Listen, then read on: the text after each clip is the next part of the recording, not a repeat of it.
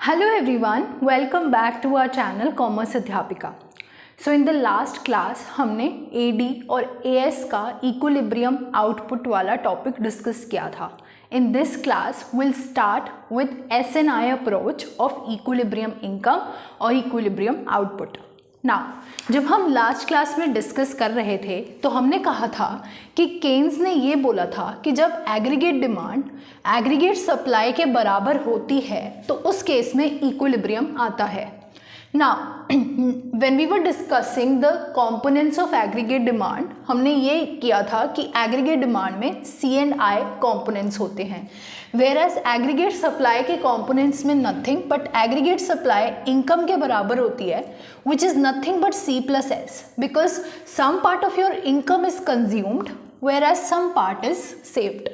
So ये C plus S होता है। अगर मैं इस सबको इरेज कर दूं तो मेरे पास ये C कट कर I is equal to S आ जाता है। मतलब जब हम पहली कंडीशन की बात करते हैं उसी से हम एक और कंडीशन ऑफ इक्विलिब्रियम आउटपुट निकाल सकते हैं, that is investment is equal to savings, right. Now students, what did Keynes से?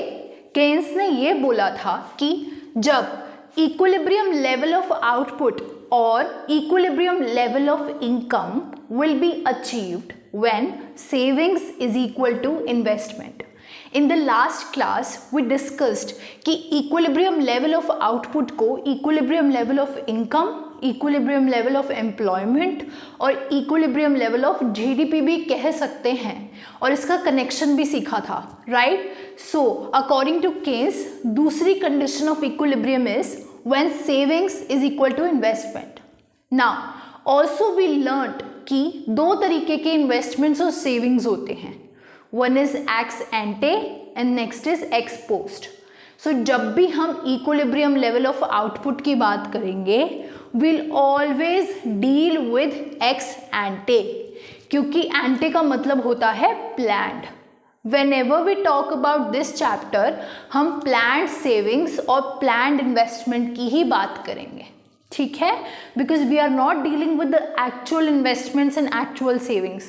वी आर डिस्कसिंग जब प्लान्ड सेविंग्स बराबर होंगी प्लान्ड इन्वेस्टमेंट के, वो कंडीशन होगी इक्विलिब्रियम की, ठीक है।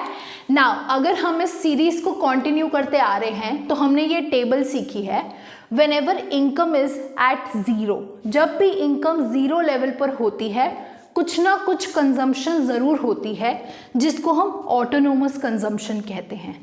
वो कंजम्पशन कहीं से नहीं आती बट नेगेटिव सेविंग से आती है, राइट? क्योंकि जब आपके पास पैसा नहीं है तब भी आप कंज्यूम करोगे अपनी पुरानी सेविंग्स में से, राइट? नाउ नेक्स्ट इज जब हमारी कंजम्पशन बढ़ती है इनकम के साथ, अगर इनकम बढ़ती है तो कंजम्पशन भी बढ़ती है, बिकॉज ये पॉजिटिव रिलेशनशिप होता है between income and consumption. But initially consumption बड़ी होती है इनकम से, ठीक है, ये भी हम सीख कर आए थे। तो ये हमारे पास -20 हो गया। वाई? बिकॉज हमारे को पता है कि y is nothing but C plus S, right? So savings निकालने के लिए या तो कंजम्पशन को लेस कर दो इनकम में से, राइट? या फिर लॉजिक लगा लो कि कंजम्पशन 120 की है, इनकम सिर्फ 100 की है, इसका मतलब हम 20 रुपये अभी भी सेविंग्स में से निकाल रहे हैं। हमने फिर देखा था कि एक ऐसी कंडीशन आती है जहाँ पर सेविंग्स ज़ीरो हो जाती हैं, राइट? यहाँ पर हम सारी की सारी इनकम कंज्यूम कर रहे होते हैं, जितनी भी हमें इनकम मिलती है हम उसे कंज्यूम कर लेते हैं, हमारी सेविंग्स ज़ीरो होती हैं। उसके बाद हमारी सेविंग्स पॉजिटिव होती जाती हैं because at higher level of income you start saving, right? So अब हमारे को पता है कि यहाँ पर ये 20 हो गया, ये 40 हो गया, ये हमारा 60 हो गया एंड ये हमारा 80 हो गया, राइट? सो ये हमारा सेविंग्स का कर्व बन गया, सॉरी सेविंग्स की शेड्यूल बन गई अभी के लिए, राइट? Next is investment. अब मैं लास्ट क्लास से ये बात 10 बार बोल चुकी हूँ कि जब भी हम ये इक्विलिब्रियम लेवल ऑफ आउटपुट को डिटर्मिन करते हैं, हम जब भी इन्वेस्टमेंट की बात करेंगे will always talk about the autonomous investment, वो वाली इन्वेस्टमेंट जो फिक्स्ड रहती है, कांस्टेंट रहती है with the level of income, जिसमें कोई चेंज नहीं आता, राइट? अब मैं सपोज ऐसा मान लेती हूँ कि ये 40 है, ठीक है, I am assuming it as 40। So अब मुझे साफ दिख रहा है कि मुझे अगर savings is equal to investment चाहिए इक्विलिब्रियम के लिए, सो ये इस लेवल पर आ रही है, राइट। सो इस लेवल ऑफ आउटपुट पर इक्विलिब्रियम आएगा, राइट। नाउ आई नो कि थोड़ा सा कंफ्यूजिंग लग रहा होगा, but it is not at all confusing. अब हम इसको पहले डायग्राम से समझते हैं। अगर आप मेरी पिछले वीडियोस को फॉलो करते आ रहे हो तो वेल एंड गुड, अगर नहीं तो प्लीज़ ये कंपोनेंट्स और डायग्राम्स को पहले सीख कर आना, then it will be easier for you to understand what I am doing right now, okay. So हमने देखा था लास्ट क्लास में कि this is income, this is हमारा AD एंड CS। अभी मैं इक्विलिब्रियम नहीं निकाल रही हूँ, I am just trying to tell you कि हम लोग कैसे डायग्राम्स को एक दूसरे से निकालते हैं, ठीक है। सपोज हमने सीखा था कि ये AS कर्व होता है जो कि 45 डिग्री एंगल पर एक स्ट्रेट लाइन बनाता है, राइट। फिर हमने देखा था कि ये कंजम्पशन होती है जो कि ऑटोनोमस भी होती है, इसलिए ये ओरिजिन से शुरू नहीं होती, ये ऊपर से शुरू होती है। एंड देन हमने देखा था कि ये एक AD कर्व होता है जो कि C+I होता है एंड I कांस्टेंट होता है, इसलिए AD is always parallel to C। फिर हमने देखा था कि ये वाली जो लेवल होती है वो इक्विलिब्रियम लेवल हो जाता है, राइट। उसके बाद आज हम कुछ नया सीखेंगे जो कि हम देखेंगे, हम यहां लिखेंगे इक्विलिब्रियम, इनकम, एंड मैं यहां लिखूंगी सेविंग्स एंड इन्वेस्टमेंट्स। जब मैं लास्ट क्लास में आपको सिखा रही थी कि ऑटोनोमस इन्वेस्टमेंट का डायग्राम कैसा बनता है, तो मैंने सिखाया था कि वो एक straight line perfectly elastic curve या लाइन बनाता है। तो यहाँ पर हम इन्वेस्टमेंट को इस तरीके से रखेंगे, ठीक है। नाउ एक बारी के लिए मैं इसको हटा देती हूँ, मैं यहाँ पर लिख देती हूँ इक्विलिब्रियम इनकम। नाउ जब मैंने आपको सेविंग्स कर्व सिखाया था लास्ट टू लास्ट क्लास में, तब मैंने ये सिखाया था कि सेविंग्स हमेशा नेगेटिव से चालू होती है। वाई? क्योंकि हमेशा कुछ ना कुछ ऑटोनोमस कंजम्पशन होती है, राइट। और मैंने आपको ये भी बताया था कि जब कंजम्पशन और हमारा इनकम, ये वाला point, right, when consumption is equal to income, why? Because AS is equal to Y, right.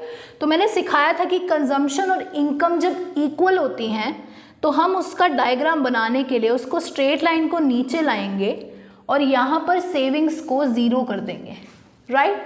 और फिर मैंने सिखाया था कि अगर ये किसी नेगेटिव पॉइंट से चालू हो रहा है तो ये एक स्ट्रेट लाइन बनाएगा और ये ऊपर की तरफ चला जाएगा, राइट। बिल्कुल स्ट्रेट लाइन बनाएगा क्योंकि ये लीनियर होता है और ये सीधा चला जाएगा, और ये इन्वेस्टमेंट है, राइट। बिल्कुल सही। मतलब ये जो ज़ीरो लेवल ऑफ सेविंग्स है वो यहाँ पर है, राइट, जहाँ पर हमारी कंजम्पशन और इनकम बराबर है, दैट इज़ 200 यूनिट्स। समझ में आ रहा है? तो ये savings is equal to investment यहाँ पर हो गया, इस पॉइंट पर। तो ये हो गया हमारा E point, that is equilibrium output और इनकम, राइट। तो ये यहाँ पर है और यहाँ पर है। अगर हमें AD और AS कर्व के थ्रू समझाना हो हम तब भी समझा सकते हैं, और सेविंग्स एंड इन्वेस्टमेंट के थ्रू समझाना हो तब भी समझा सकते हैं। It is pretty easy to tell कि इक्विलिब्रियम कहाँ पर स्टक करेगा, राइट। स्टूडेंट्स, हम एक बहुत इंटरेस्टिंग टॉपिक समझने वाले हैं। जब हमने S और I अप्रोच को समझा था जब हमने AD और AS अप्रोच को समझा था तब भी हमने दो कंडीशंस समझी थी। जब AD ग्रेटर देन AS हो तब क्या होता है, और AD लेस देन AS हो तब क्या होता है, राइट। अब वही स्टोरी कंटिन्यू होती है, जब सेविंग्स बड़ी हो इन्वेस्टमेंट से तब क्या होगा, ठीक है। नाउ इसको एक स्टोरी की तरह सुनना, आपको बहुत अच्छे से ग्रैस्प हो जाएगा कि ये क्या कहना चाहता है, ठीक है। अब मैं जब भी सेविंग्स बोलूँगी उसका मतलब लीकेजेस होता है इकोनॉमी में से। इसका क्या मतलब बना, ये दो terms as an economic student आपको बहुत अच्छे से पता होने चाहिए कि लीकेजेस क्या होता है एंड इंजेक्शंस क्या होता है।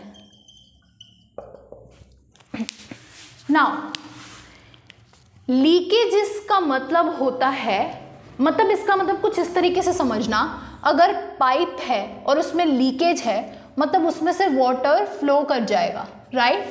तो यही मतलब होता है लीकेजेस का। लीकेजेस वो मैक्रो इकोनॉमिक्स के वेरिएबल्स होते हैं जो कि हमारे आउटपुट इन द इकोनॉमी को घटा देते हैं, मतलब aggregate expenditure in the economy को घटा देते हैं। कुछ नहीं है, इसको इस तरीके से समझो, those variables which decrease the output और द एग्रीगेट एक्सपेंडिचर, ठीक है। इसका मतलब क्या है, वो वेरिएबल्स जो aggregate expenditure in the economy को घटाते हैं, ठीक है। और आपको भी पता है कि अगर एग्रीगेट एक्सपेंडिचर घट रहा है इसका मतलब आउटपुट कम हो जाएगा, राइट। क्यों? क्योंकि एग्रीगेट एक्सपेंडिचर कम हो रहा है, इसका मतलब लोग कम खर्चा कर रहे हैं, प्रोड्यूसर्स के पास कम इंड्यूसमेंट होगी प्रोड्यूस करने की और उससे आउटपुट घटेगा। इसका एक एग्जाम्पल है हमारा सेविंग्स। मतलब जब लोग ज़्यादा सेविंग्स करने लग जाते हैं इकोनॉमी में तो एक्सपेंडिचर इन द इकोनॉमी घट जाता है, मतलब लीकेजेस हो रही होती है इकोनॉमी में से, राइट। समझ में आ रहा है। इसका एक और एग्जाम्पल है टैक्सेस। अगर गवर्नमेंट टैक्सेस बढ़ा देती है इसका क्या मतलब है कि लोगों के पास कम पैसा है खर्चने के लिए, एक्सपेंडिचर करने के लिए, और एग्रीगेट एक्सपेंडिचर घट जाता है, राइट। सो यही होते हैं टाइप्स ऑफ हमारे लीकेजेस, और भी होते हैं बट फॉर यू आपके लिए इतना समझना बहुत है। अब इंजेक्शंस वो मैक्रो वेरिएबल्स होते हैं जो कि आउटपुट या फिर एग्रीगेट एक्सपेंडिचर को इंक्रीज कर देते हैं, ठीक है। जैसे कि मैम इन्वेस्टमेंट्स बाय गवर्नमेंट और इंक्रीज इन एक्सपोर्ट्स, मतलब अगर गवर्नमेंट इन्वेस्टमेंट कर रही है, ज़्यादा से ज़्यादा कर रही है, इसका मतलब लोग खर्चा करने लग जाएंगे, राइट। इन्वेस्टमेंट्स कर रही है गवर्नमेंट, या फिर अगर एक्सपोर्ट्स इंक्रीज हो रहे हैं मतलब फॉरेनर्स हमारे गुड्स पे ज़्यादा खर्चा कर रहे हैं, इसका मतलब एग्रीगेट एक्सपेंडिचर तो बढ़ रहा है, चाहे वो डोमेस्टिक लोगों के थ्रू बढ़ रहा हो या फिर हमारे फॉरेनर्स के थ्रू बढ़ रहा हो। तो इंजेक्शंस हमेशा इकोनॉमी के लिए एक पॉजिटिव इफेक्ट लेकर आते हैं और लीकेजेस हमेशा नेगेटिव इफेक्ट लेकर आते हैं, ठीक है। अगर ये समझ आया तो वेल एंड गुड, अगर नहीं आया तो भी it is not that important for you, okay. अगर नहीं आया तो आप इस लाइन को मत समझना, ठीक है। आप इसको इस तरीके से समझो, अगर सेविंग्स हो रही हैं मतलब लीकेजेस हो रही हैं, मतलब फॉल इन एक्सपेंडिचर हो रहा है। अगर सेविंग्स बड़ी हैं मतलब फॉल इन एक्सपेंडिचर या फिर आउटपुट बड़ा है राइज इन एक्सपेंडिचर से, मतलब overall expenditure in the economy is falling. चलो अब यहाँ से आपकी कहानी बन गई। अगर एक्सपेंडिचर कम हो रहा है, ओवरऑल एक्सपेंडिचर मतलब लोग कम खर्चा कर रहे हैं, राइट। इससे क्या होगा, जो प्रोड्यूसर्स ने स्टॉक बनाया होगा कि मैं इतना बेचूंगा, planned stock, right, aggregate supply में, वो ज़्यादा हो गया एज कंपेयर टू जो लोगों ने खरीदा, क्योंकि एक्सपेंडिचर तो कम हो गया ना इकोनॉमी में। अगर एक्सपेंडिचर कम हो गया मतलब प्रोड्यूसर्स के पास स्टॉक ऐसा बच गया जो बिका नहीं, मतलब there is unsold stock, right, undesired stock. अब इस टाइम पर क्या होगा, अगर हमारे पास अनडिजायर्ड स्टॉक है एज ए प्रोड्यूसर, मैं आउटपुट को घटा दूंगी, है ना। अब आउटपुट घटा मतलब लेस इनकम फॉर पीपल, क्योंकि अगर आउटपुट कम हो रहा है तो मैं वेजेस वगैरह भी कम दूंगी, तो income of the people will reduce. अब इनकम कम हो जाएगी तो सेविंग्स भी कम हो जाएंगी, क्योंकि इनकम का पार्ट होता है S+C। अगर मेरी इनकम कम हो रही है मुझे कंजम्पशन पे तो पैसा लगाना ही पड़ेगा, इसका मतलब मुझे अपनी सेविंग्स को कम करना पड़ेगा। राइट। तो ये देखो, ये साइकिल बन गई, हमने सेविंग्स बढ़ी थी, हमने लेस सेविंग्स तक ले आए। अब ये तब तक होगा जब तक सेविंग्स और इन्वेस्टमेंट बराबर नहीं हो जाते। अगर ये वाला पार्ट अच्छे से समझ आया तो इट्स गुड। अब अगर नहीं आया तो हम नेक्स्ट पार्ट समझते हैं, जब हमारा savings is lesser than investments. अब खुद दिमाग लगाओ, मतलब अगर इन्वेस्टमेंट बड़ी है, मतलब राइज इन एक्सपेंडिचर, मैं एक्सपेंडिचर का शॉर्ट फॉर्म लिख रही हूं, is greater than fall in expenditure, मतलब the overall expenditure, ma'am it's rising, क्योंकि राइज इन एक्सपेंडिचर तो बढ़ा है ना, तो ओवरऑल एक्सपेंडिचर तो बढ़ रहा है मैम। अब इसका मतलब क्या है, लोग ज़्यादा खर्चा कर रहे हैं, लोग ज़्यादा खरीद रहे हैं एज कंपेयर टू जो प्रोड्यूसर्स ने सोचा था, राइट। प्रोड्यूसर्स की हमने बात की थी कि वो एग्रीगेट सप्लाई में स्टार्टिंग ऑफ द ईयर में प्लान करते हैं कि मैं इतना प्रोड्यूस करूँगा। अब देखो एक्सपेंडिचर तो बढ़ गया, मतलब हमारी अनफुलफिल्ड डिमांड आ गई, लोगों की अनफुलफिल्ड डिमांड हो गई। ये सिचुएशन कब हुई थी, जब एग्रीगेट डिमांड बढ़ी थी एग्रीगेट सप्लाई से। हमने बात की थी जब aggregate demand is greater then aggregate supply, तब हमारे पास अनफुलफिल्ड डिमांड वाला लॉस कंडीशन आती है, राइट। तो यहाँ पर भी लॉस हो गया, अनफुलफिल्ड डिमांड हो गई। अब जो प्रोड्यूसर्स हैं वो आउटपुट को बढ़ा देंगे, आउटपुट बढ़ेगा तो मैम इनकम भी बढ़ जाएगी, और इनकम बढ़ेगी तो सेविंग्स बढ़ जाएंगी, और सेविंग्स बढ़ते ही S is equal to I के बराबर आ जाएगा, राइट। आई होप ये कॉन्सेप्ट आपको ग्रैस्प हो गया। अगर ये वाला part is AD is greater than AS वाले से कंपेयर कर रहे हैं, तो यहाँ पर AD is less than AS, right. Aggregate supply बड़ी है, मतलब जो प्रोड्यूसर्स ने प्लान किया है प्रोड्यूस करने का वो ज़्यादा है एज कंपेयर टू जो खर्चा हो रहा है। इसका मतलब अनफुलफिल्ड स्टॉक आएगा, हमने लास्ट क्लास में भी देखा था। तो यहाँ पर भी अनसोल्ड स्टॉक है, वहाँ पर भी अनसोल्ड स्टॉक था, राइट। सो ये दो कंडीशंस आपको बहुत अच्छे से याद रखनी है। When savings is greater then investments, मतलब हमारी fall in expenditure is greater then rise in expenditure, मतलब ओवरऑल एक्सपेंडिचर तो मैम घट रहा है। अगर ओवरऑल एक्सपेंडिचर घट रहा है मतलब कि इकोनॉमी में एग्रीगेट डिमांड बहुत कम हो गई है, लोग कम डिमांड कर रहे हैं, इसका मतलब प्रोड्यूसर्स का कुछ स्टॉक ऐसा होगा जो अनसोल्ड रह जाएगा, जो अनडिजायर्ड हो जाएगा। तो अब प्रोड्यूसर्स ये प्लान करेंगे कि हम कम आउटपुट बनाएंगे, हमारी लेस इनकम होगी, और लेस इनकम से लेस सेविंग्स पे हम पहुंच जाएंगे।